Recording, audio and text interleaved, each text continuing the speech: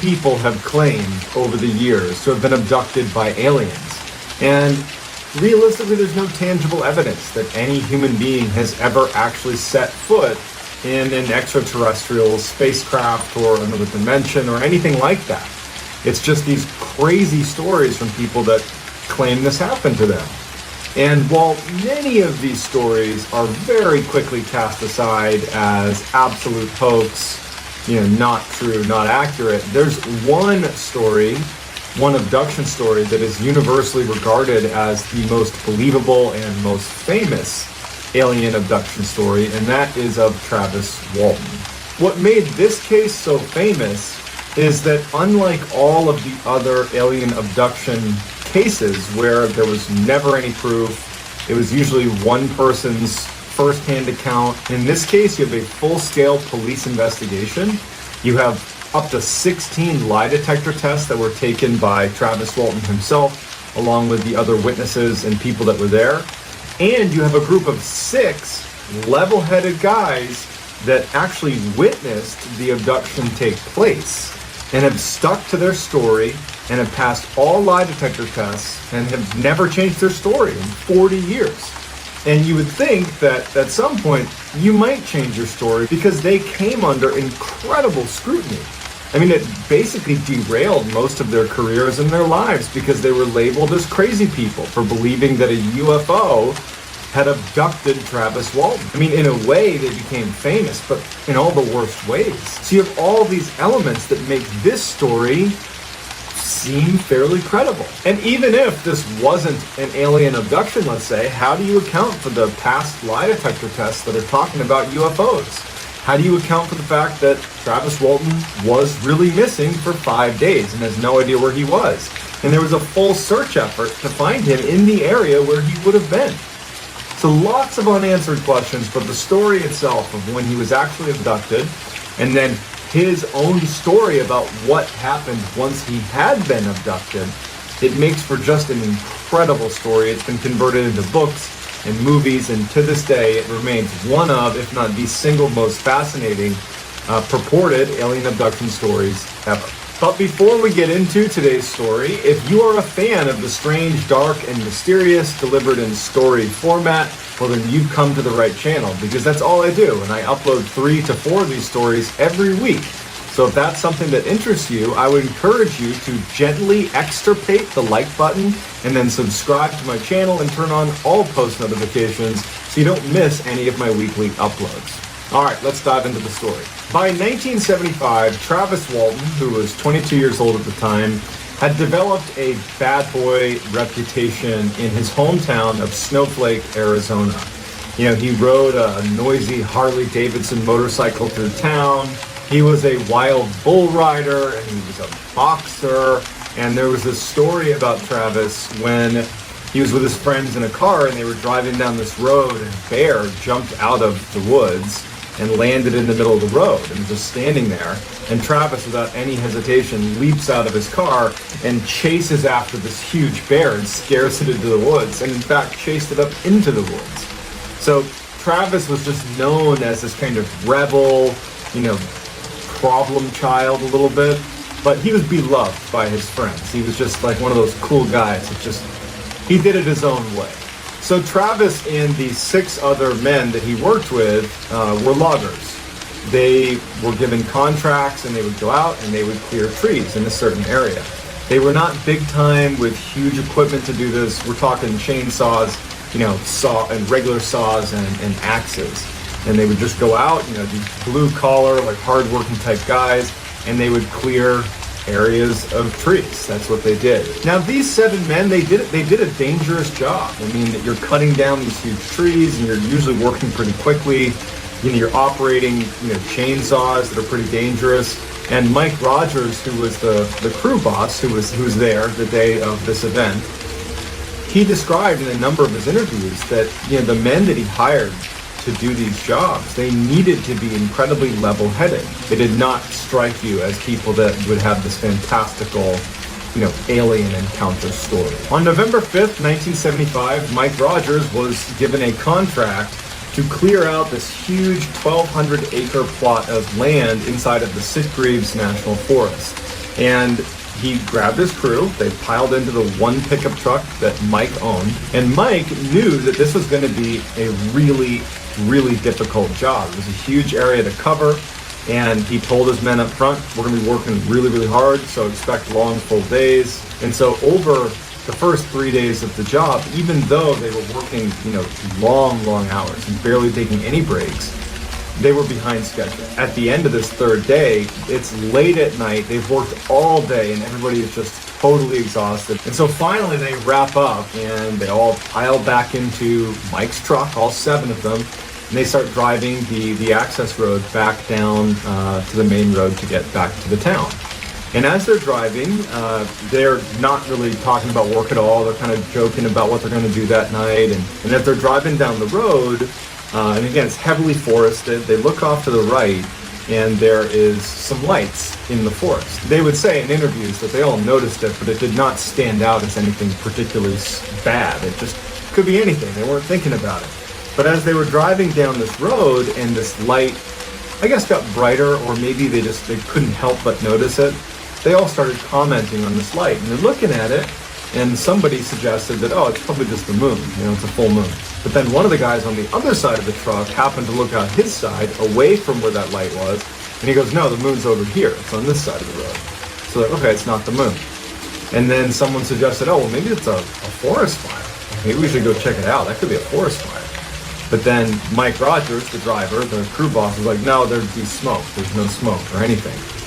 And Travis, who, he's the guy that's jumping out of cars to go chase down bears, and he's like a total kind of adrenaline junkie type. He's like, hey, let's just drive over there and see what it is. Like, I don't know, it could be anything. Let's go check it out.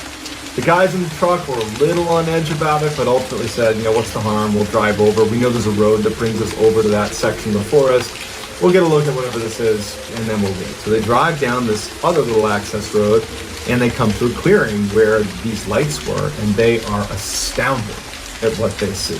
They were all polygraphed separately about what they saw when they reached this clearing. Each of them described the same thing with slightly different details because it's from their own perspective, and the polygraph tests all showed that they were telling the truth. They saw this disc-shaped craft with what looked like panels of lights on the underside, hovering in a clearing, maybe 50 or 100 feet off the ground, not spinning or anything, just floating in midair, as if it was suspended. And the men, in their interviews later on TV shows and books, they would say what struck them was not just the fact that there's this craft here, but how bizarre it was to see this thing defying gravity. It's not moving, but it's hovering over the air, and it's right in front of us. And one of the men even commented at length, because he would build houses, and he was a handy guy. And he started talking about the structural framework of this craft. He could see that there was really impressive engineering on the underside of this craft. It was just a beautiful, beautiful machine. And they're looking at it, and Travis is so excited when they get to this clearing.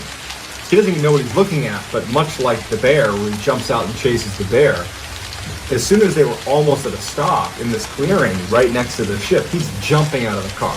Nobody else is, just Travis. And he starts walking just a little ways away from the car towards this craft. The craft doesn't move. The craft is maybe from where they parked, maybe 50 or 100 feet away from them, and then 50 or 100 feet in the air.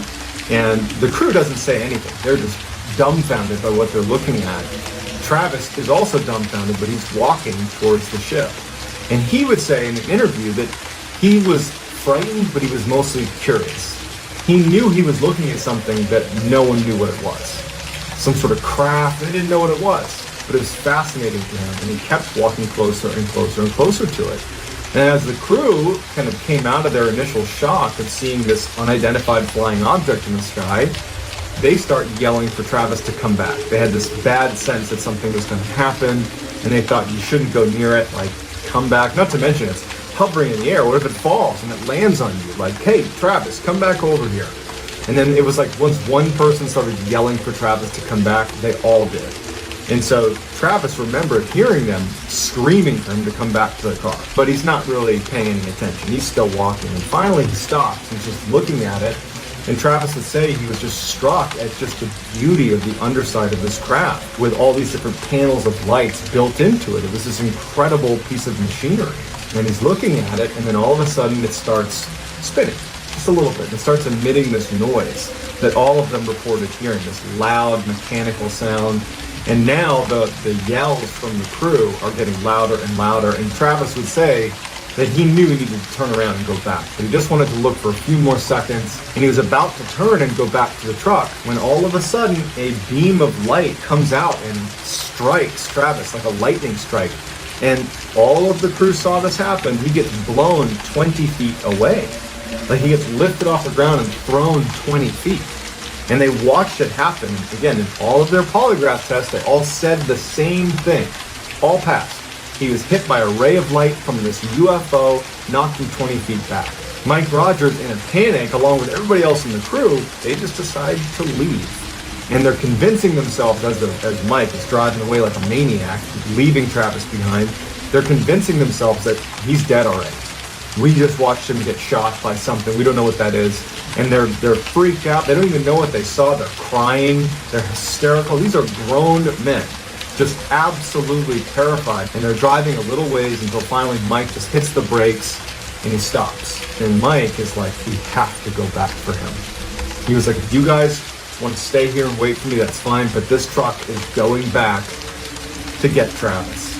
And so the idea of waiting out in the open after seeing what they just saw was even worse than going back. They wanted to stay together. So a little bit begrudgingly, although they knew they needed to, they all got back in the truck, turned around, and started driving back up to the UFO site. As they make it back up, they notice that there is no lights up there. The craft is gone, and there's no Travis. And they get out, and now Mike is uncontrollably crying because he feels like they just abandoned him, and where did he go? Everybody else is in shock. They can't believe it. They start screaming for Travis. They're running around the woods, yelling for Travis, looking for signs of Travis. They really don't know what happened, but they know Travis is not here. And after a little bit of time of looking, they're like, we have to tell the police. And they knew that it was going to be bad for them when they told police. The story is a UFO came and zapped Travis and now he's gone. That doesn't really sit well with police. But they knew, because they wanted to find Travis and they were very concerned about their friend, they knew they had to tell police. Mike and a few of the crew were just unable to even think. They were crying, they were upset, and so finally they get to a payphone, the first payphone they saw. This is 1975, and Ken Peterson, who was this very kind of simple, matter-of-fact guy, recently married, just very simple guy, very level-headed guy. He decides to call the police because he's the only one who was, I guess, composed enough to do it. And so he calls the sheriff's department and he says, you got to come out here. We can't find our friend Travis Walton. We'll have to describe it to you when you get here, because trying to do it over the phone is not going to do it justice. But he's gone, and we don't know where he went. So shortly thereafter, Sheriff Marlon Gillespie and Ken Copland, their partners, they show up at this rest stop where this payphone was, and they get to the scene. They see Ken Peterson, who made the call to them, and they're like, all right, tell us what's going on. The crew has now gotten out of the truck. They look distraught, for sure. And Ken begins to try to describe what happened, but he hasn't said UFO, he hasn't said aliens, he's just said, we were up at the logging site, we had a contract up there, and then, just, it's hard to describe, and Mike Rogers jumps in, he's like, we saw a UFO, and a ray of light hit Travis, and then he disappeared. And the sheriffs are looking at them like, really? And so they stopped them and were like, all right, I need to search your truck to make sure you guys aren't under the influence of something. And they're like, we haven't done anything. We've been working all day. We searched the truck, nothing. And they check each of them to see if they're sober, and their field test showed they were all sober. And the Sheriff Gillespie, who was the overall in charge sheriff, even though he was a total skeptic, and so was Sheriff Copland as well, he would say about that first engagement with the 6 crew members that they were obviously shaken up by something. Something had happened. They don't know what it was, but they were shaken up. And what Sheriff Gillespie believed was that they were creating a hoax to cover up a real crime. He believed that they had harmed Travis Walton, and they were using a UFO to cover it up. But he also was thinking to himself, like, this is a bad hoax. It's not very well planned. They don't really have their stories really lined up particularly well. They're not doing a good job explaining it. The only thing they're doing well is acting scared. A couple hours later, the sun's starting to come up. It was super late when all this happened. And Sheriff Gillespie and Sheriff Copeland have organized this huge search effort up in the forest where Travis had gone missing. And the crew members, they're all there as well. A bunch of volunteers showed up, and they are scouring the area. I mean, they got dogs out, they got these huge teams looking everywhere, and they can't come up with anything. I mean, they're looking everywhere, there's no sign, there's nothing. There's nothing from Travis. And so while this is all going on, Sheriff Copeland and Sheriff Gillespie have started coming over to Mike Rogers and the rest of the crew and being like, hey, if you just tell us where Travis Walton's body is, like, we'll go easy on you guys. Like, we know you did it. And they can feel that the pressure is really mounting, that if they don't find Travis, even though they didn't do anything, according to their story, they're going to face serious repercussions, because that's the way the world works. You don't get to say aliens did this and not have any blame placed on you, because there's no proof. They just have their own eyewitness testimony, that's it. And so the crew has started to become very worried about what's going to happen. They're worried about Travis, of course, but they're starting to see that, like, they're going to be prosecuted for this unless they find Travis. And so they're all very stressed out, and they noticed during the search, this first day of searching, that these 3 guys wearing red jackets had these tools that were scanning the ground, almost like a metal detector. And Mike Rogers, he was hoping that during this investigation that they would have people come out that were like paranormal investigators. I guess maybe he was naive to think that the police would actually do that. But he thought, given the fact that we've all said this is a UFO that zapped Travis, who then disappeared, that they would have at least one person representing the kind of paranormal side of the investigation coming out. And so he sees these guys in red with their special tools that seem like a metal detector, and his gut says they're paranormal investigators. And so Mike goes over to them and he's like, hey, what are these tools you guys are doing? Like, what is this? And they look at him and they're like, oh, well, this tests for radiation. We're scanning for radiation in the area. And he asked them, like, well, what group are you guys with? Are you with the sheriff's department? And they just didn't really answer him. They said, oh, we're just checking for radiation in the area. This is what we do. And Mike sees an opportunity, because when that ship emitted that ray of light that ultimately blew Travis Walton 20 feet and then, evaporated him or something, they were within range of that big ball of lightning, and they were very much in the kind of cone where, had there been radiation coming off of that ship, he believed that perhaps they would have been hit with it. And so he asked the guys with the red jackets on and their little radiation tools to scan the crew's jackets and bodies to see if they were radioactive. And so the crew comes over and they scan them, and there's nothing. There's no trace elements of radioactivity. They're like, no, there's nothing. And then Mike realizes that from the time they called the sheriff until this search, they had the crew gone home and changed, then come out to do this search. And so he thought, well, then, any of the radioactive materials would have been on our clothes, which aren't here, but we have our hard hats in the back of the truck that were out here the whole time. They were potentially exposed to whatever was out there from the ship. Can you test those? And so he brought over one of their helmets, and the guy in red scans his helmet, and the ticker goes all the way over, fully radioactive. And the guy in red, looked up at Mike and looked down at the helmet, and he's scanning it, and he's looking at him, kind of trying to size him up. And then he turns and he kind of gestures at the other 2 in red and tells them to stop doing what they're doing. And they come over and they're scanning the helmets as well.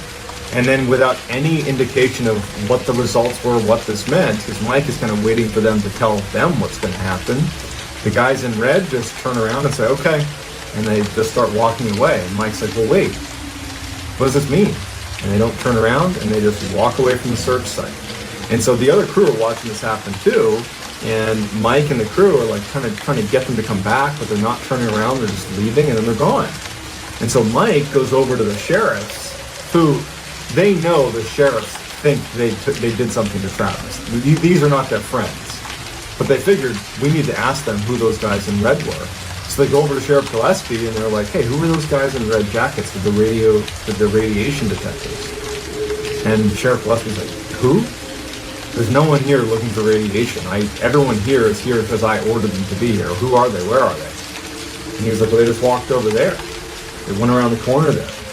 And Sheriff Gillespie's like, well, I didn't order them there. And it would turn out that they couldn't locate these three people. No one knew who they were. Mike went around and asked anybody who seemed like an authority figure if they knew who these people were. They asked people if they had interacted with them, and no one knew.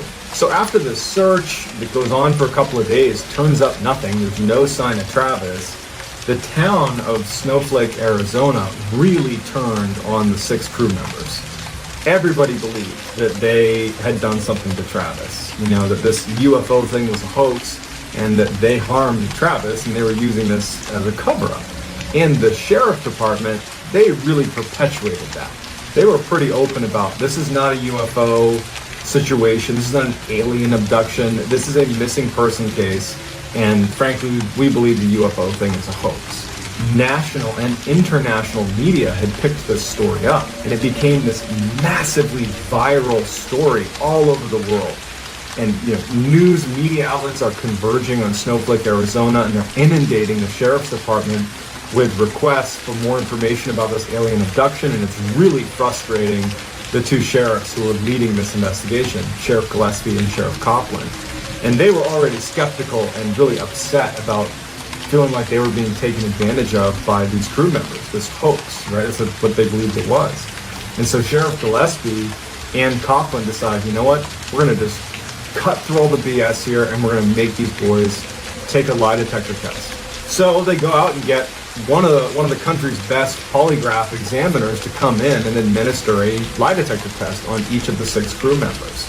And so one by one over the course of the day, each crew member was tested for 2 hours, same questions, all centering on the criminal side, the kind of foul play angle for Travis Walton. They all go through it. And it turned out that 5 of the 6 had all shown that they were telling the truth. And the 6th person, it was just inconclusive. It didn't mean that he was lying. It just meant that the test wasn't done very well. And this polygraph examiner had anywhere from a 92 to 98% accuracy rate. He was one of the best in the country. And he even would say, it would be so difficult to fake that. To have 5 people, let's say this is all a big hoax and they harmed Travis Walton. It would be almost impossible to have 5 people be able to pass my examination and have nobody slip up. They were telling the truth. And so the examiner tells the sheriff, and the Sheriff Gillespie was dumbfounded because he believed that they were going to find out they were all lying and that this could just be a pure criminal investigation and it would be, let's go find Travis Walton's body. But now the examiner is saying they're telling the truth. And so Detective Gillespie and his partner are like, now what? And then 5 days after Travis's disappearance, Travis shows back up. During numerous interviews, Travis would say that he remembers waking up on a road and he didn't recognize where he was, but it was nighttime, it was raining, and he sensed a very bright light above him. And so as he's laying, he kind of turns his head to look up into the sky and he sees what looks like the underside of that ship, because he remembered how struck he was by the beauty of the kind of engineering underneath that disc UFO they saw in the forest. It looked the same. His vision was not great, but he's looking up and he's pretty confident that's what he's looking at. And then it flies into the sky and it's gone. And he's left in total darkness on a road in some place he doesn't know. And he remembers standing up and feeling very weak and depleted and dehydrated. And he just knew that he had to get to civilization. He had to just go in a direction and find someone who could help him because he's so weak and he would die out there if he didn't find someone who could help. And so he musters the strength to stand up and he starts kind of staggering down the road. And eventually, through just adrenaline, he just starts running. And luckily, he sees up ahead there is a rest stop. And at rest stops, there's payphones. And he makes his way down and he goes to the payphone and he has change in his pocket still. He puts it in the payphone and he ends up calling his brother. And his brother he can't believe he's talking to Travis because Travis is probably supposed to be dead at this point. He didn't believe it was Travis, but Travis just said to him over and over again, "It's me. They brought me back." And he tells him where he is because now he recognizes that this rest stop is actually in Snowflake, Arizona. When his brother picks him up, Travis would say that he believed that this was just minutes after, the initial abduction. He didn't even know he had been abducted. This is like he's coming to and he's like, man, what happened? Like, I was just over at that clearing where I saw this ship, and now I'm over here. Like, what am I doing here? And so Travis's brother is looking at him like, where have you been? We've been so worried about you for the past several days. And Travis, who was kind of almost catatonic, he's in shock. He doesn't know what's going on. He looks at his brother and he's like, what do you mean days? And his brother's like, you've been missing for 5 days. And so Travis would say that when he heard this news, this revelation that he had been missing for 5 days, it absolutely put him into shock. He was in a catatonic state where he couldn't make sense of it, and so he just sat there quietly. And his brother's like looking at him, not really sure what to even ask. He asked a couple times what happened, and Travis just didn't answer because he didn't know. He couldn't explain it. And so Travis's brother decides, instead of just immediately calling the police, I want to bring you to a hospital because clearly that needs to happen. And frankly, with the media circus, as soon as they find out you're back, it's just going to be mayhem. I want to make sure you're taken care of first. So he drives to Phoenix, Arizona, and he brings him to a hospital. And then, he asks the doctors to be discreet, and he has a doctor do an examination. The doctor knew who Travis Walton was because he'd been following the news. And he's doing an examination of Travis, and, he was malnourished, and he was tired and looked very sick. But there was no physical wounds with the exception of the one puncture site in his arm, the crook of his arm. Travis was not a drug user, so it wasn't like that was, a mark from using drugs. It was a puncture site, and they assumed someone had recently put a needle in his arm. And also the doctor drug tested him and tested his blood, and there was no drugs in his system. It wasn't like he'd been using any sort of substance. So he kind of had a clear bill of health, minus the injection site and looking pretty ragged. And so after the examination, Travis's brother brings Travis back to his home in Phoenix, Arizona. As soon as they get back, his home phone is getting constant phone calls. It had made its way to the sheriff's department back in Snowflake, Arizona, and they're nonstop calling Travis's brother. Like, hey, we hear he's back. We have to talk to him. We have to talk to him. Sheriff Gillespie, he drives all the way to Phoenix. He goes in and he sits down to talk to Travis. And Sheriff Gillespie would say that Travis looked like he was in shock. He looked like he had been through something traumatic. It did not seem like he was acting. And he starts asking Travis what happened. And Travis, he does mention the UFO. He mentions seeing this thing in the clearing. He gets struck by some light. He doesn't know what it was. And then, he's on the road 5 days later, and he can't really make sense of what happened. He just didn't really know what happened over the 5 days. And finally, Sheriff Gillespie just kind of doesn't really give up. He's like, well, we have no way to arrest him. We have no proof of anything. And so we decided we're going to be in touch, and he drives back. And then media starts showing up. Huge news trucks start showing up outside. Everybody found out, because this was a huge story, where he was, and everybody wanted answers. Finally, the National Enquirer, they reached out and they said, hey, if you give us an exclusive story, if Travis speaks to us about what happened to him, we will get you out of here, we'll bring you to a private location, and we'll even pay to have Travis undergo a whole other battery of tests that are not typically done to see if they could figure out what had happened to him. And so they agreed to go with the National Enquirer. So by the time he's actually sitting there looking at the National Enquirer, he's had a little bit of time to maybe let his memory kind of kick back in about what had happened. And he's having these flashes of memory of what happened over those 5 days. Because initially all he could remember was seeing the craft and then being on the road 5 days later. And so when he's sitting down with the National Enquirer people, he begins to recall what actually happened over those 5 days. And so this is what he said happened. He said that he remembers getting out of the truck and walking up to this craft. And he remembers his crew members yelling at him to come back. He knew they were yelling at him to come back. He just wanted to look at the craft a little bit longer. And then right as he was about to turn around and head back, the craft started moving. This loud kind of mechanical, eerie sound is being made. And before he had a chance to run back, he gets hit with this lightning bolt of some kind.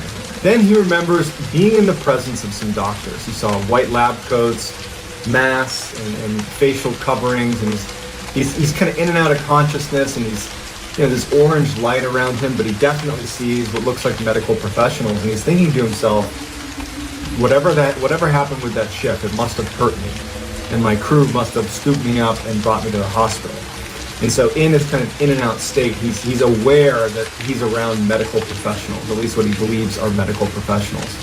And at some point, his vision clears. It goes from foggy and he's in and out to being pretty much lucid. And he looks down at his chest, and there's a rectangular box sitting on his chest that he didn't recognize. It didn't really look like modern medical equipment. It just looked like this almost like rock sitting on his chest. And he looks at that, and then he looks up at one of the people who's wearing a mask, who's working on him, one of the medical professionals. And this person is working on this box, and then the person looks at Travis Walton and then leans in to look even closer at Travis Walton, and Travis is horrified.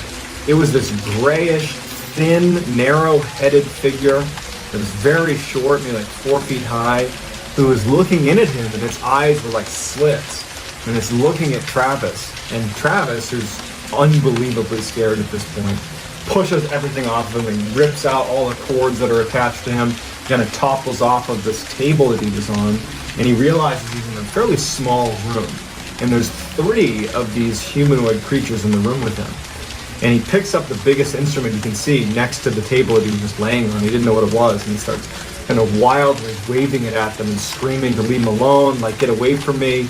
And he's trying to make sense of what he's looking at, and the 3 figures in lab coats start walking closer and closer to him. And they're just kind of looking up at him, trying to study him a little bit.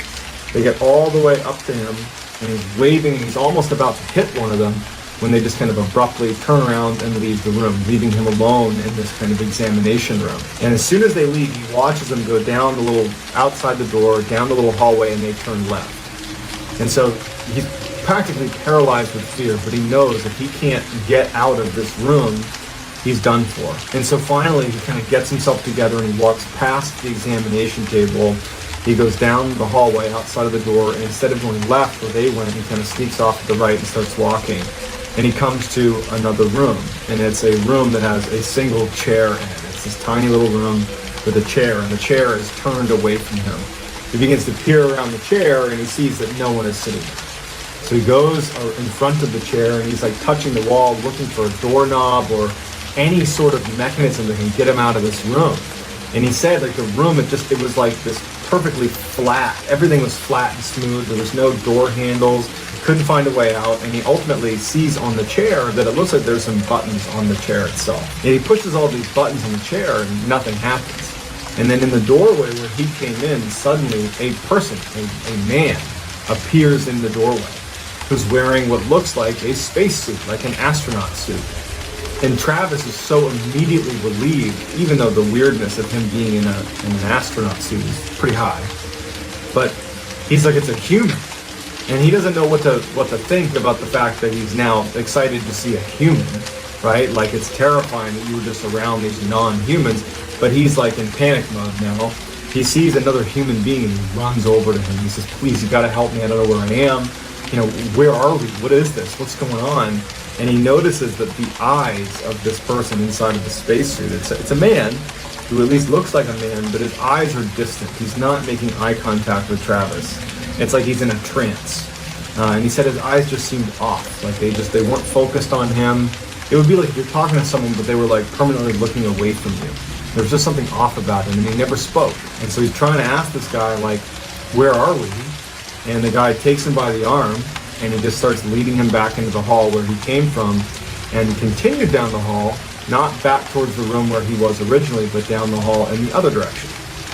And they get to another door, and he opens it up, and Travis the whole time is like pleading with this guy to help him. And he thinks that this guy is helping him. He thinks that this is his savior. And he feels relieved that a human being, albeit a strange human being, is helping him. And eventually he stops asking him any questions because the guy in the spacesuit's just not reacting to him. They open this door and they go down into this huge hangar where there's all these spacecraft that look just like the one that he saw in the clearing, that Travis saw in the clearing. And they start walking down between all these spacecraft that are just hovering, much like they were hovering in the forest. seemingly able to just defy gravity. And the whole time, this guy in the spacesuit saying nothing, and Travis is like, what is this? What are these craft? Is this military? Saying nothing. They walk to the far side of the hangar, and they open up another door, and they go into another bright white room. And there's 3 more human-like people with a strange eye thing going on in spacesuits that are standing there next to another medical table, and they're looking not at Travis, but their bodies are aimed in the direction of the door they came in through. Travis goes in and he sees these 3 and he thinks, these people are here to save me. Like, again, I feel relieved to see humans, albeit strange humans, but nonetheless humans. And the guy who had brought him in there continues to lead him over to the 3 other people, and they pick him up and they put him on the table, and he starts kind of resisting because he doesn't know what they're doing. They're not speaking. He's like, what are you doing? And they force him onto this table, and he's feeling pretty weak at this point. And they take a gas mask and they put it over his face, and then he blacks out. And his next memory after that is when he woke up on the road and had the light above him that flew away, and he had to run down to the payphone to call his brother. Travis did not immediately go and speak to the crew members that were there that night. It took quite a bit of time. He was talking to press. He was, doing interviews. The police wanted to talk to him. There's a lot going on, but he eventually got together with the other 6 crew members, and they all met up at Mike Rogers, the crew boss's house, and they just said, you got to tell us what happened. And so he sits down and he tells the story. All of them believed him. They didn't want to believe him, but they believed him because they saw the first half of this story. They saw it for themselves. And once he was done telling it, they didn't really have that many questions. They just felt bad. They felt like if they had just stayed there and taken Travis, he wouldn't have been taken, but they didn't know that. And so all of them would leave Mike's house that day, and they would all go their separate ways. They did not stay in touch. They went their separate ways. It was like this hugely traumatic event that even to this day, 40 plus years later, when they talk about it, they're often brought to tears. Ken Peterson, his interviews are particularly striking because when he talks about it, he's an older man now. He says, to this day, I'm scared to look out my window because I'm afraid I'm going to see a spaceship. And he starts crying when he talks about it. I mean, this had a profound impact on these 7 men, and some of them didn't do so well. This whole story, it ruined their credibility. Even though this is the most believable alien abduction story, the truth is most people think it's a hoax. One of them, like his own family, basically disowned him because they felt so embarrassed about this whole story and they don't believe him. So if this was a hoax, like to what end? What did they get out of it? Nothing. It damaged their lives. Following this case over the span of 40 years, there would be 16 lie detector tests taken, 5 by Travis Walton and 11 by the remaining crew, and they would all pass. The one member of that initial polygraph set, when 5 had passed and 1 was inconclusive, he was retested, the same exact test, and he did pass. It's just one of those things where we're left with this incredible story where modern technology says they're telling the truth, but we can't fit that truth into what we think of as normal life. And so we've just decided that there's going to be a group of people that believe and there's going to be a group of people that don't. And you're left to pick which side you're on. Just 30 years ago, we had not discovered a single planet outside of our solar system. Today, we've discovered over 4,500 of them, and of all those planets we're discovering, 1 in 5 of them, scientists now say, are most likely habitable. There's really 2 criteria for a planet to be considered habitable. 1, it needs to be rocky, and 2, it needs to fall into the Goldilocks zone, where it's in its star's orbit in a place where it's neither too hot or too cold, allowing water to be in liquid form. One of the best chances we have so far at finding life on another one of these habitable planets is a planet called Ross 128b. It orbits an inactive red dwarf star, meaning it's likely not being bludgeoned by solar radiation, and we've detected strange signals emanating from the nearby host star, signals that perhaps have intelligent origins. Another habitable planet is Proxima b. It also happens to be the closest habitable planet to Earth, and is a lot like Ross 128b. However, the red dwarf it revolves around is much more temperamental, and periodically casts out massive amounts of radiation that does make life difficult. It's also tidally locked and in synchronous rotation with its star, meaning one side of the planet is always facing the star and getting completely torched all the time. The other side, the dark side of the planet, never faces the star, and so everything is frozen. And so the only place liquid water could exist on Proxima b would be at the equator. Another area of the universe that scientists are focused on to try to see if there's life there right now, or could be life, is an area called the TRAPPIST-1 system. It's actually 7 different planets, all of which are considered habitable, that are orbiting around this one particular red dwarf. The really cool thing about this particular system is that the 7 planets are super close together. So close that if you were standing on one, you could look up and see all of the others, and you're so close, you could actually make out geologic formations like mountains, and you could see clouds, and in theory, you could actually travel between the different planets. So imagine going on vacation to another planet. But to really get you thinking, a new study just released its results this month in October 2020. They looked at all 4,500 plus planets that are outside the solar system, and they ranked them according to how likely they are to sustain life. Not whether they're currently sustaining life, but looking at their conditions of how good of a planet are they to sustain life. And out of the 4,500, there were 24 at the top of the list that not only can sustain life, but actually can sustain life better than Earth can. They are considered super habitable, and they are literally better places to live than Earth is, which is definitely a foreign concept for most people because they think of Earth as like this oasis in this vast universe where everything lined up perfectly to sustain human life. And already, just out of these 4,500 planets that were reviewed, that have only been discovered in the past 30 years, right? There's lots more planets out there. We've already found 24 that are better than Earth at sustaining life. So what happens when we discover there are millions, if not billions of planets out there? Just probability alone says there's going to be a heck of a lot more planets out there that are better at sustaining life than Earth, which really forces you to come to terms with the reality that almost certainly we are not alone. Some call this location the most paranormal location on the planet. Others call this whole thing just a big hoax. But what is undeniably true, and frankly what makes this case so much more interesting, is that unlike the vast majority of paranormal stories and claims, this case was put to an enormous amount of scientific scrutiny. In fact, there was a decade-long study done on this case, where PhDs and scientists converged on this one location and basically around the clock studied all these claims of the paranormal that was happening in the area. And after a decade of research, the findings are pretty mind-blowing. And the case that I'm referring to is none other than the very famous Skinwalker Ranch. So the too long didn't read version of this story is you have a family that purchases a ranch out in Utah, and as soon as they move in, they start noticing some pretty bizarre things around their property. Everything from, some of their livestock going missing or being harmed. They have strange sightings in the woods of creatures and lights in the sky. They eventually report it to the news, and that news story gets picked up by a couple of other outlets, and a billionaire who is obsessed with researching the paranormal sees this story. He buys the property and installs an entire team of scientists and researchers to basically try to figure out what was happening at this ranch. And they spend 10 years studying this ranch.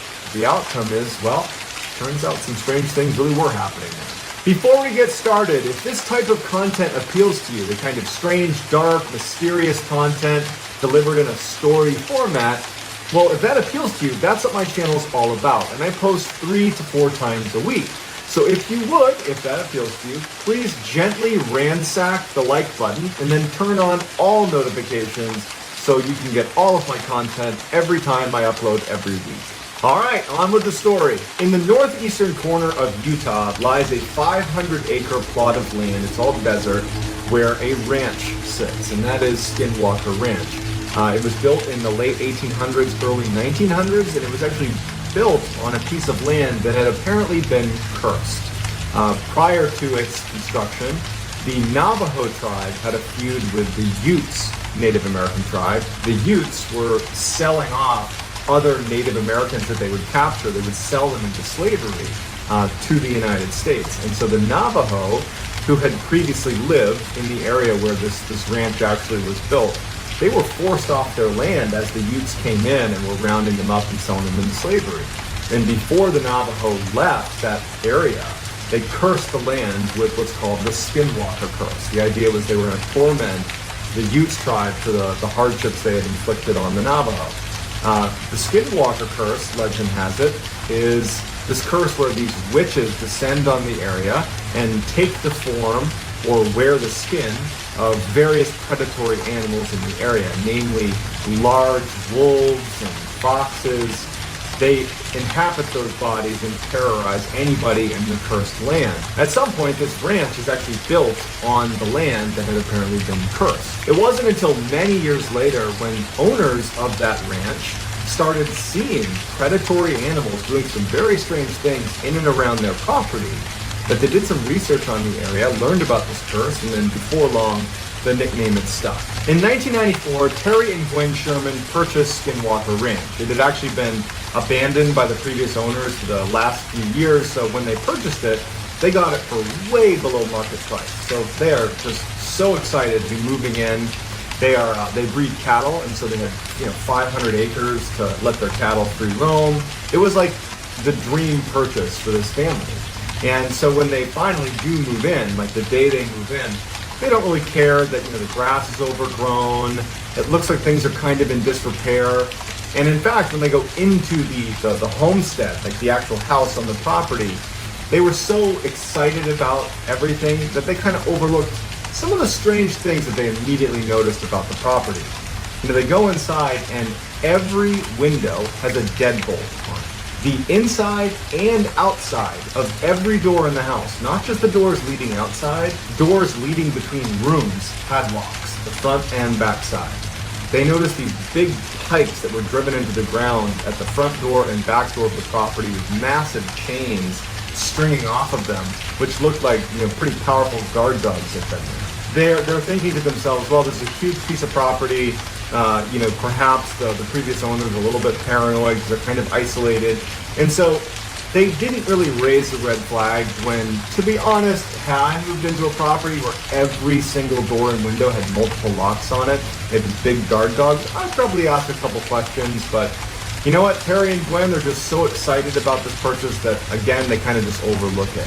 So on the day that they are moving in, Terry and Gwen have some family members over to help them offload trucks and move stuff into the homestead. And it's during this process as they're moving things out of the truck into the house. And again, you got to remember that the house is situated like right in the middle of the property.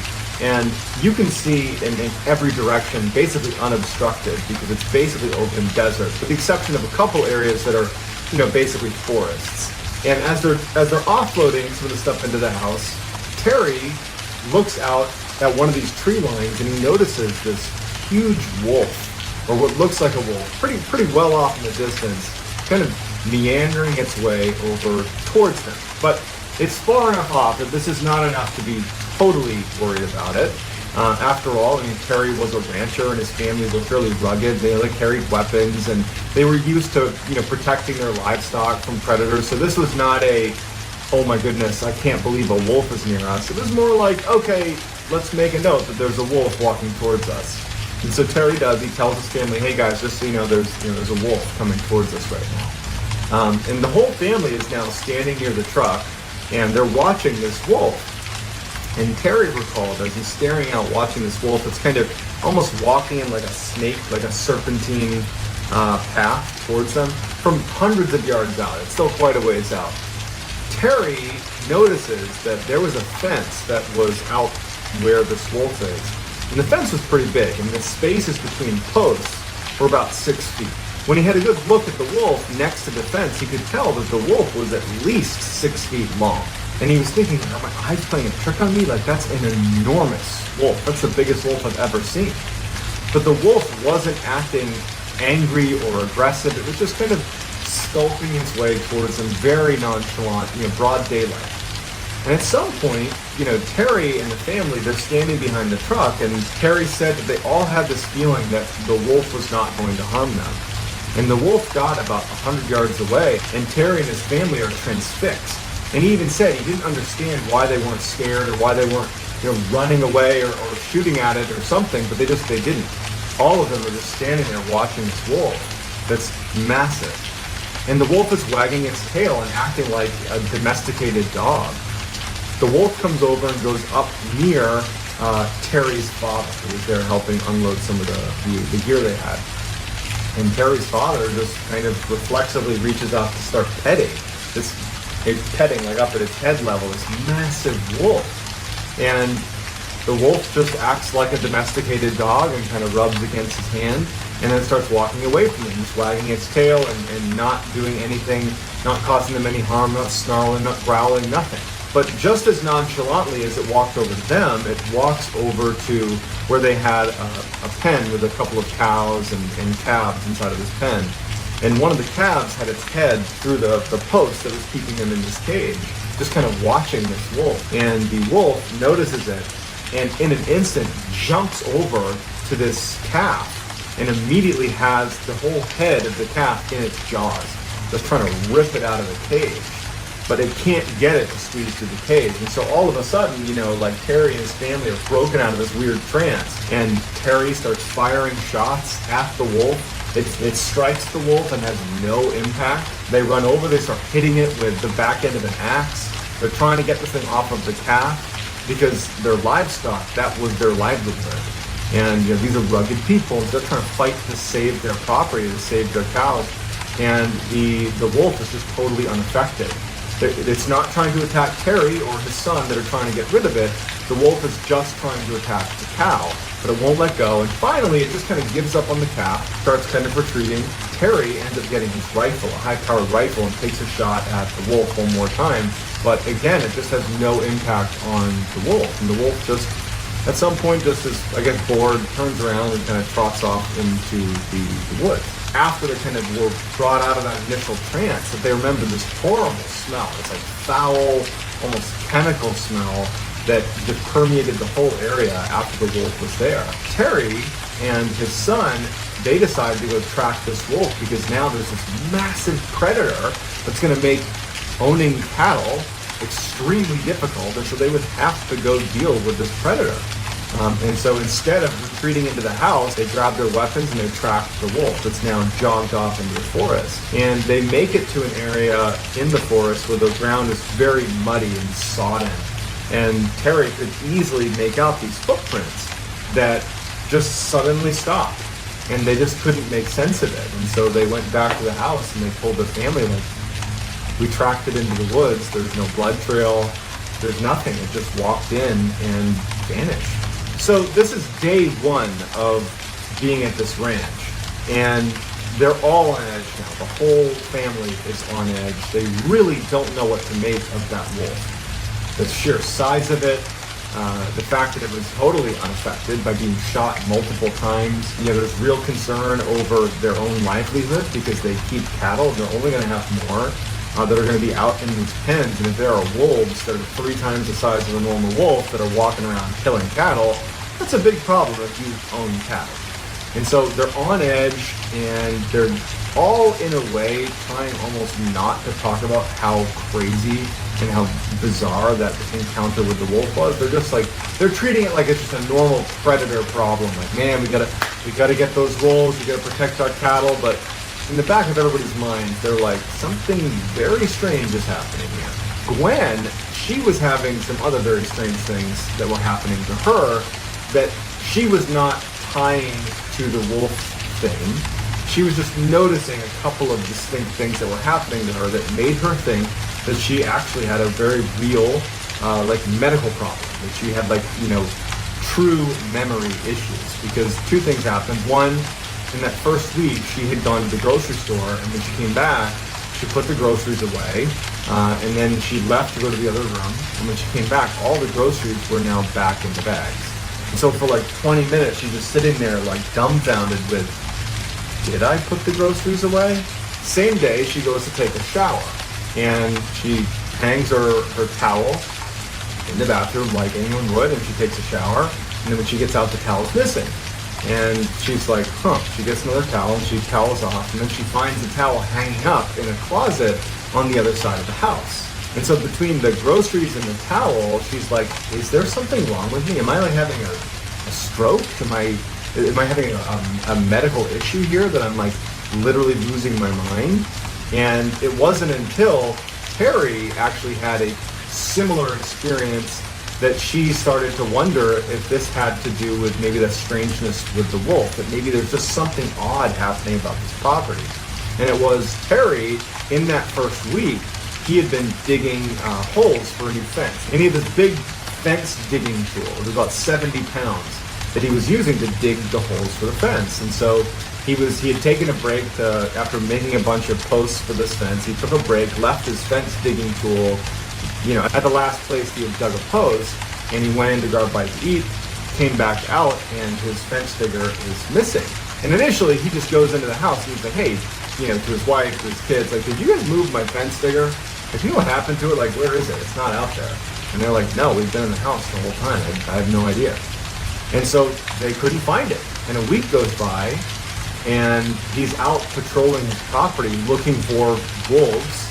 And in the tree, like well away from where he had been digging the posts before, in the tree, his fence digging tool that's 70 pounds is like 70 feet in the air, strung up in this tree. So Terry comes back to the house and he tells his family about the fence digging tool being in the tree. And that's when Gwen tells Terry about her experiences with the groceries going back in the bag and the towel being moved around the house. And everybody in the family starts to really start being scared. We can't explain what's happening on this property, and we're very isolated. And what's the deal with all these locks on all the doors? I mean, they're starting to feel really concerned. Following the fence digging tool being found, Terry started to notice lights on his property. Initially, because this was the first couple of weeks they're there, he would see lights way at the far end of his property that looked like headlights, and he would think someone must have made a wrong turn that wound up on my property, and we were kind of out in the middle of nowhere, and they'll just leave. And so when he first started seeing these lights, that's what he assumed it was, just people making a wrong turn. But he started to see it so often that he wondered if people were illegally hunting on his property. And so one night, he sees these lights on his property, and he goes out to investigate. In fact, he's angry. He's had all these strange things happen. His family's on edge, and now he's mad. He's going to take it out on this person who's illegally hunting on his property.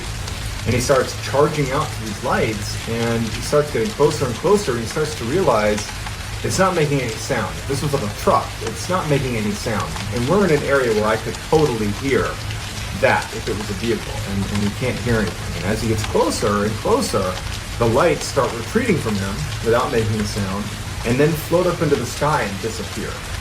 And Terry's like, what is going on here? The winter rolls around, and it's a particularly brutal winter. And one night, he couldn't account for one of his cows. And so he's out looking for this one stray cow, and he searches this whole property, and there's only one area that he hasn't searched, and it's that forest where that giant wolf had disappeared after marching in there, and they tracked it in there.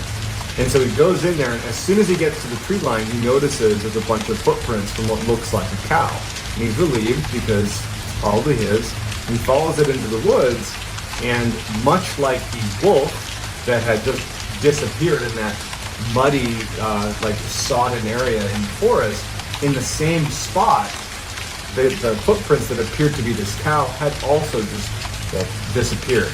And then over the course of the remainder of the winter, that would happen 4 more times. The animals would run away and just disappear without a trace. By the end of the winter, after all these animals have just mysteriously disappeared, Terry and his family, but Terry in particular, has really gone into full paranoia mode.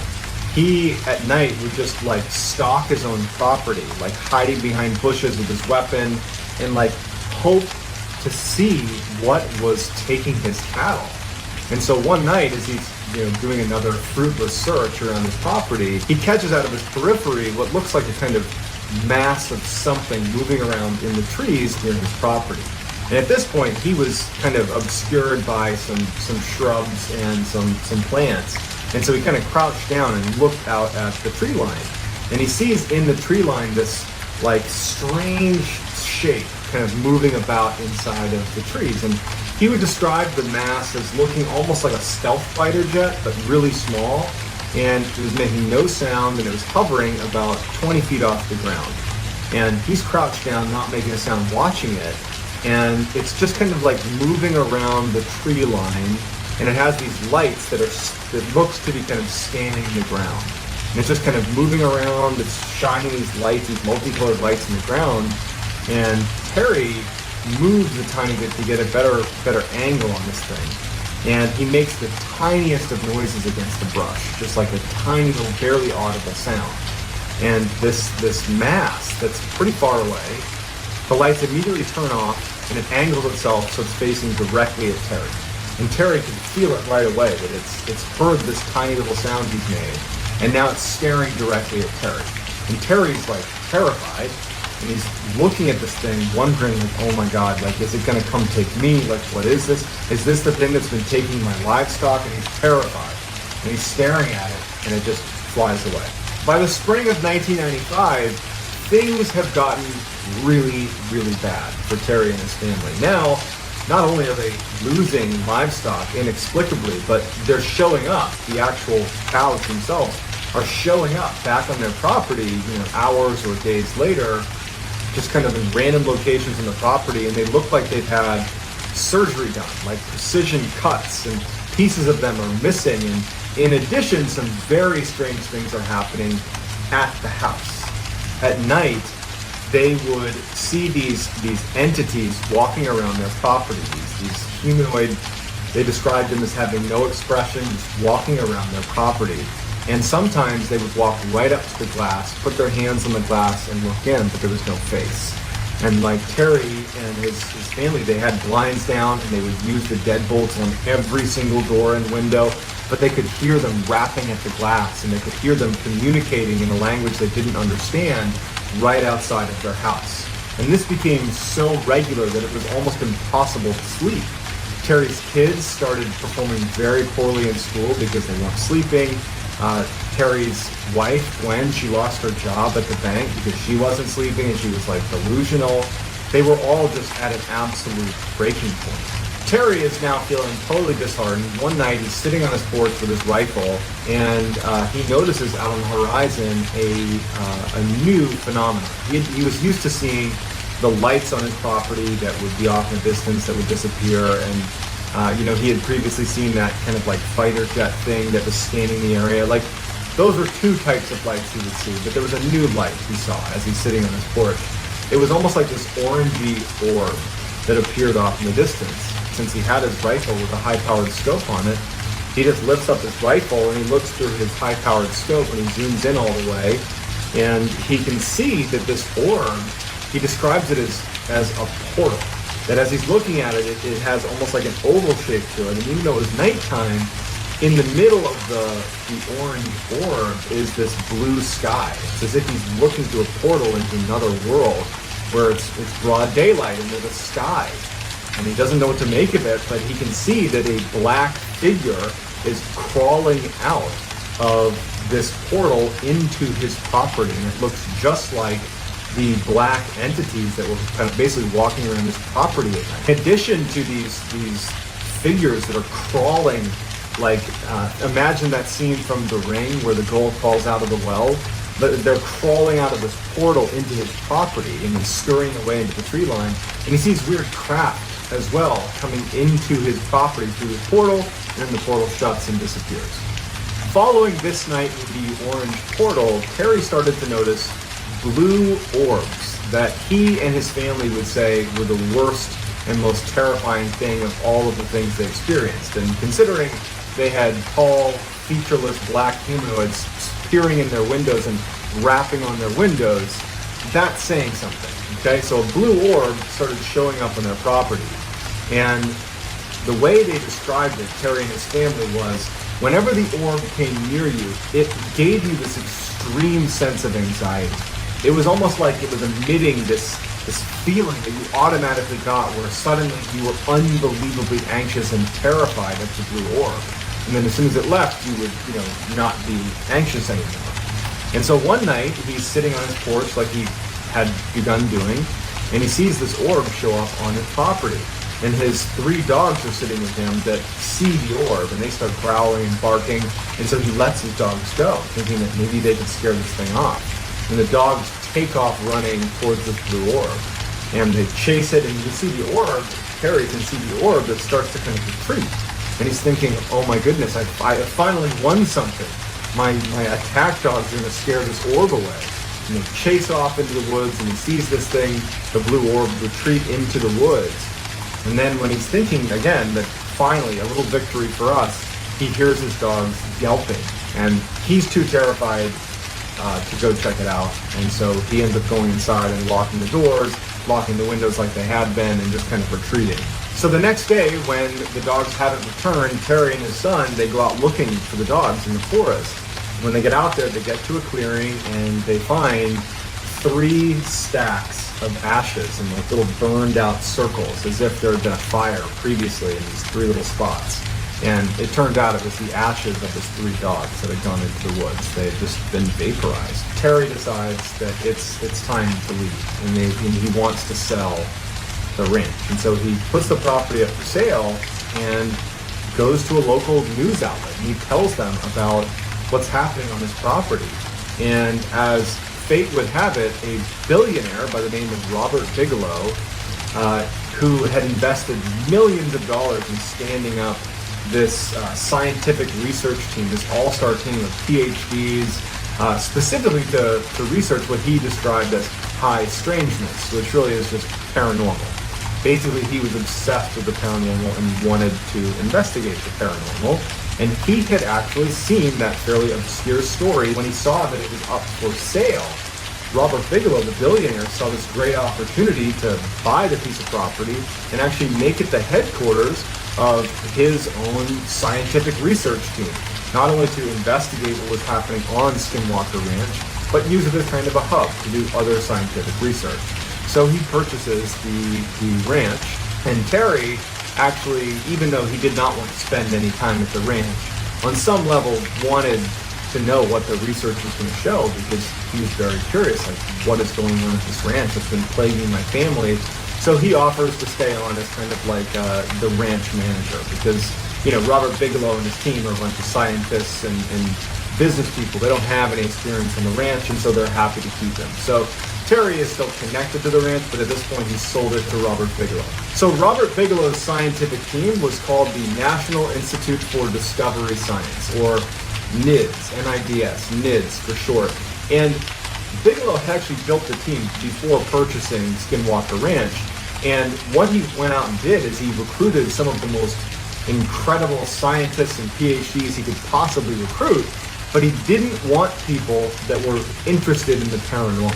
He wanted people that were inherently skeptical, so that if he was ever able to kind of prove the existence of high strangeness, that he would have credibility in doing that. And so he went out and found these incredibly skeptical, incredibly smart scientists and PhDs. And so they move into Skinwalker Ranch, and the first thing they do is they need to start doing testing to make sure that this whole all the stories about Skinwalker Ranch coming from Terry and his family were not just some grand illusion by the family, that they could have just made it up. And so they get in there and they start running these tests. So that first year, as they're running these tests, which are largely things like, okay, let's check the environment and see if there aren't any, plants that are giving off spores that could be hallucinogenic that they're breathing in. Let's check their water supply and make sure there wasn't something happening in their water supply. Let's do psychological assessments of the family. Let's ask neighbors. Let's do all of our diligence to make sure it's not something environmental or psychological. And over that first year, while they're doing this research, there isn't much activity at the ranch, save a couple of instances where there were some strange lights. So that first year is fairly uneventful, but what's important is that the NIDS researchers come to a conclusion that this did not seem like a hallucination. This did not seem like a something coming from a plant or water supply. This seemed like Terry and his family were really experiencing something odd. They just didn't know what it was. One day, Terry and actually Gwen, who was helping him, were tagging some of the new calves. The new cows that had been born, putting these little tags in their ears. And so Gwen was there helping. And so Terry and Gwen, they tagged this new calf. Put a yellow tag in its ear, and they move on, and they're tagging other animals. And so for about 40 minutes, their eyes and their attention are not focused on this one calf or that one area of the ranch. They're tagging other animals, and then their dog that was with them starts growling and reacting in the direction of where this calf had been. And so Terry and Gwen turn around, and they look, and they don't see anything. They start walking over. They find the calf that they had tagged about 40 minutes ago has been basically surgically dissected, and all that's left are its legs and its head. And in addition, the ear where that tag was had been removed. And so they immediately call over the NIDS researcher. So the NIDS veterinarian comes over and looks at the scene and just can't make sense of it, because the incisions on the calf were so well done that it looked like someone with real surgical expertise had done this on an operating table. There was no sign that this was done by a predator, and there was no blood anywhere. So this prompts a massive search of the property, because in many ways, this is what the NIDS researchers are looking for, are real occurrences of something that is highly strange that they can go investigate. And so all of the researchers and everybody there begins searching the property for whoever was responsible for this dissection of the cow. And they start searching the property, and the dogs, they had all these guard dogs that were kept at each of these observation posts that they had set up around the ranch as soon as the NIDS team had moved in. They were all looking in the same direction, all four of these four observation posts. And they're all cowering in the back of their cages, all looking in the same direction. And so they start making their way towards the tree line where all these dogs are looking, and they stop short when Terry says, "I see something in the tree." So they stop their car and they're looking, and in the tree is this massive wolf, this like wolf-like humanoid that's basically perched on a tree limb. And Terry takes out his rifle and he aims at the creature up in the tree, this huge creature. And everybody sees it. All the NIDS researchers are looking at this creature, and they're like, "Oh my God, what is that?" Terry starts firing at this thing, and it just disappears into the woods. And so the team charges into the woods. They fan out, and they pick up a couple of tracks of this huge thing that has like this massive footprint with these huge claws, but much like the wolf that had disappeared and the cattle that had suddenly disappeared when they went into the woods, they couldn't find any traces of this thing. But they did smell this horrible stench that Terry remembered smelling. It stuck with him that first day when that large wolf had come over on the very first day they were moving in. It was that same smell.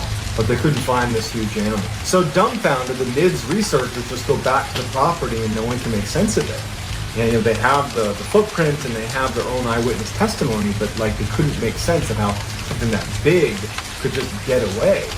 And so over the following month, they're like searching the property and they're looking for any more signs of this huge creature or anything. The only thing they noticed is that the guard dogs consistently stayed in their kennels and did not want to come out. They were acting like they were kind of being hunted.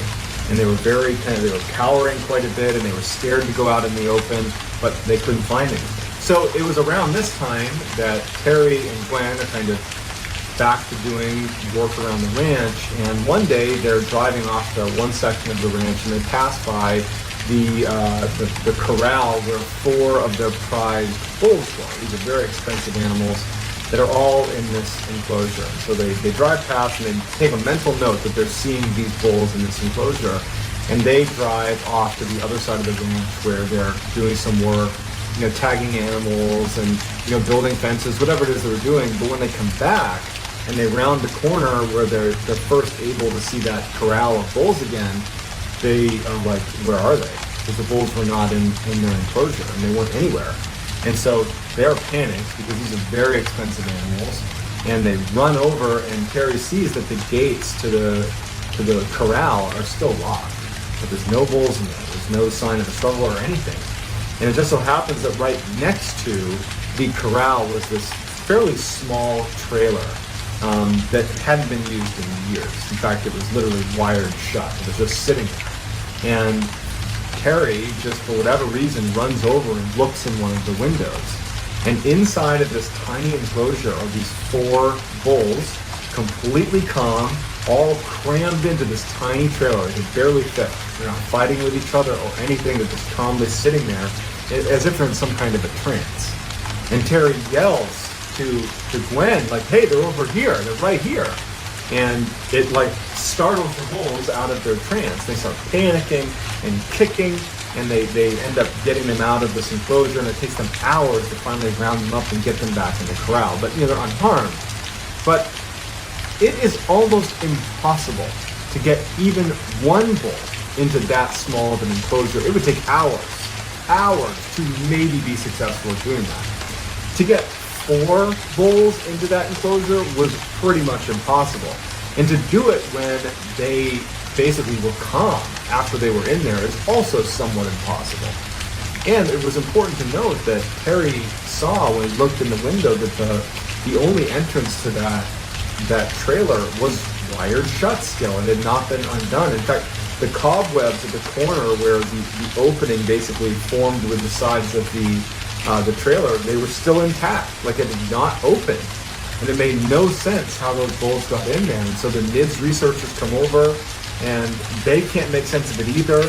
Upon further investigation, the NIDS researchers found that the bars of the corral that held the bulls, a section of it had been highly magnetized. And so while they're doing this research, trying to figure out if magnetic fields has anything to do with the strange occurrences at the ranch, 2 of the NIDS researchers were on the outskirts of the property using their compass to look for magnetic fields, and they started smelling. They both reported smelling that horrible metallic, like rotting smell that other people had reported smelling anytime they saw that large wolf creature. And when they started smelling it, their compass started to flitter and then pointed away from north towards wherever the smell was. And they remember thinking that they felt like they were being watched. And it went on for a few moments, and their compass didn't waver. It was aimed in the direction of the smell, and they're both on opposite sides, pointing in the same direction. And then at some point, the smell stops, and they stop feeling anxious, and the north arrows go back to where they should have been. And then one of the most terrifying of all of the paranormal occurrences that happened at Skinwalker Ranch happened at the very end of 1997. 2 NIDS researchers were up on a ridgeline overlooking the homestead. Every night it became commonplace to basically position NIDS researchers all over the property to basically be on the lookout for weird things that are happening. And these 2 researchers are up on this ridge, kind of obscured and hidden, and they see this orange orb take shape right near the homestead. And one of them had infrared goggles, and so he looks down at the orb, and you can clearly make out that it's this oval-shaped opening that sounded an awful lot like what Terry had seen on his porch when he saw that humanoid creature crawling out of the portal into his property. Well, these 2 researchers are looking at this portal, and they see the same thing. They see this black human-like creature crawling out of this orange portal onto the ground, and then it starts running up the hill towards them. And they're like frozen with fear. They start smelling that horrible rotting metallic smell as this big human-like creature bounds up the mountain, and they can hear the shale under its feet as it runs up, and it goes right past them. About 30 feet away from them, they're looking at it, and it just barrels past them in a full sprint up into the mountainside. The following year, in 1998, the activity on the ranch declined significantly. All they had was the occasional strange lights here and there, but for the most part it was done. And in fact, even though NIDS remained on the property, by 2004, the research just wasn't amounting to anything, so they pulled the plug on the operation. They did have footage of a number of the lights that were seen, but again, no one's going to take a picture of some random lights and say, oh, there you go, proof. They demonstrated that there were magnetic fields, and they have images of these calves that would reappear after looking like they'd had surgery done to them. They had hundreds of eyewitness reports. They have all this information, but none of it was really definitive proof, which was very frustrating to Robert Bigelow, to Terry and his family. And the way they described it is they felt like they were dealing with an entity or a group of entities that were just consistently one step ahead of them, that they could catch glimpses of what they were doing, but it was never enough to really understand what was happening. They never felt like they were in control. It was always clear that this entity or these entities were in control of the situation, and they never were in a good position to really record hard data or get good footage. Not to mention, this is 1998, this is the late 90s. No one just had an iPhone they can pull out and snap pictures. You had real cameras. And so the best they could do was some pictures of light and some of the animals that had been mutilated. There's been numerous books put together by some of the people that were a part of this MIDS research team, and to this day they believe that what they saw was a result of some paranormal activity. And to this day, many people believe that this is one of the most credible instances of paranormal activity occurring. There is a taboo that is held in the scientific and academic communities, as well as in government, news media, and all modern institutions. And that taboo is on taking UFOs seriously. As a result of this societal conditioning, many people simply don't believe in UFOs. And those same people will view others that do believe in UFOs or who are open-minded to it as the crazy people, when in reality, UFOs are blatantly real. I mean, blatantly so. And they've been whipping around Earth for some time. But because of that taboo, scientists and politicians, they don't want to do the research to figure out why they're here, because it's career suicide. And what's worse is there's all sorts of programs, like I'm going to tell you about in a minute, that are designed to keep people conditioned to believe that everything is ponies and rainbows, and there's no aliens, there's no UFOs, there's no anything but Earth. In 1952, a CIA group called the Psychological Strategy Board concluded that the people in the United States are prone to mass hysteria when it comes to UFOs, and that we should be actively debunking any organization or person or group that is trying to get to the bottom of UFOs or other unexplained phenomena. It seems like the reasoning behind this was to protect the public from themselves.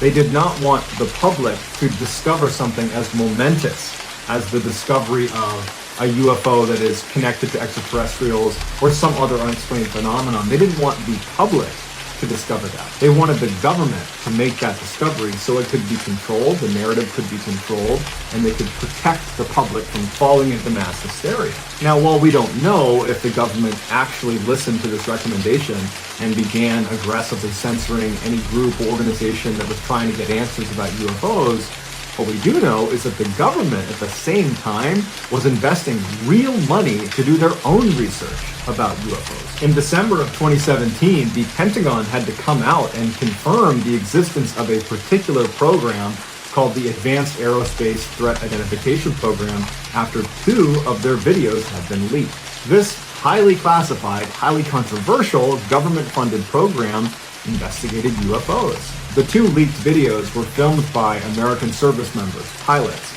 when they saw these objects that were flying around Earth that were demonstrating what this program described as advanced physics, which is basically things humans haven't figured out how to do yet. The objects were able to accelerate with g-forces that were too much for the human body to withstand. They could reach hypersonic speeds with no sonic boom and no heat trail. They also seemed to resist Earth's gravitational pull, despite not looking particularly aerodynamic enough to have lift or thrust. Metamaterials that came from these UFOs were made up of materials that you can't find naturally on Earth and would be extremely expensive to replicate. According to a Pentagon briefing this group gave in 2009 about all of their research into UFOs, they concluded that the United States would not be able to protect itself against some of the technology they had discovered. And these 2 videos that we're seeing are only the ones that were leaked. And in April of 2020, the Pentagon came out and officially confirmed those 2 leaked videos from 2017 were authentic, and to this day, the crafts or objects that were spotted in those videos are still listed as unidentified. They wouldn't say that unless they made sure it was not just another military craft or some other conventional explanation, meaning, really, we don't know what these things are. Here are the 2 video clips.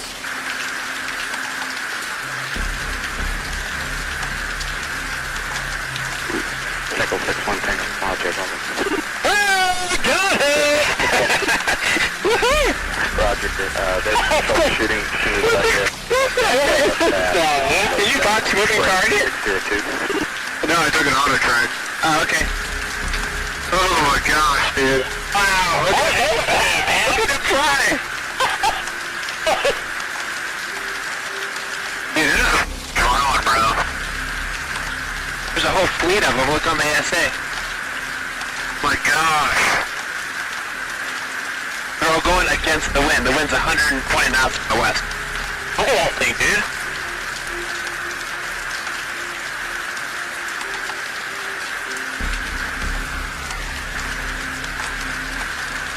That's not our LNS though, is it? It's not. That is the LNS, dude. Well, if there's like... Look at that thing.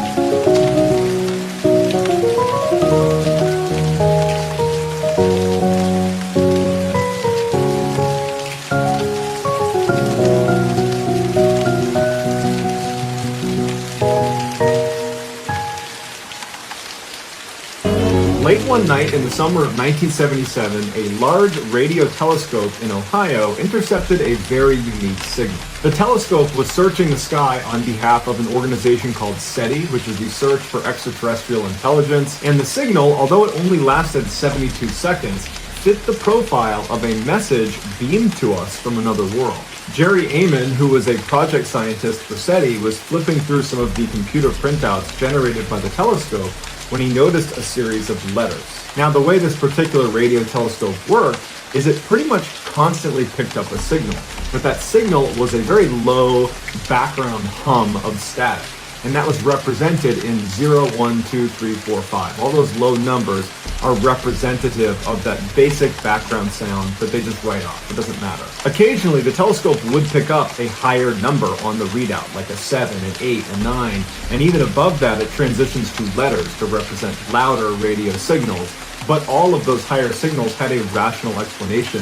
Either they were anomalous, or they were tied to something very natural and ordinary. But that particular night in 1977, as the telescope swept across the sky, it picked up a signal that was so strong it surged past 0 through 9 and made its way into the letters all the way up to letter U, and it held it for 72 seconds, representing a signal that was 30 times stronger than what this telescope normally picks up as its baseline. And after those 72 seconds, the telescope eventually passed it, and that signal dropped all the way back down. So when Eamon saw this amazing string of letters representing this radio signal, he circled it in red ink and wrote next to it, "Wow!" exclamation point.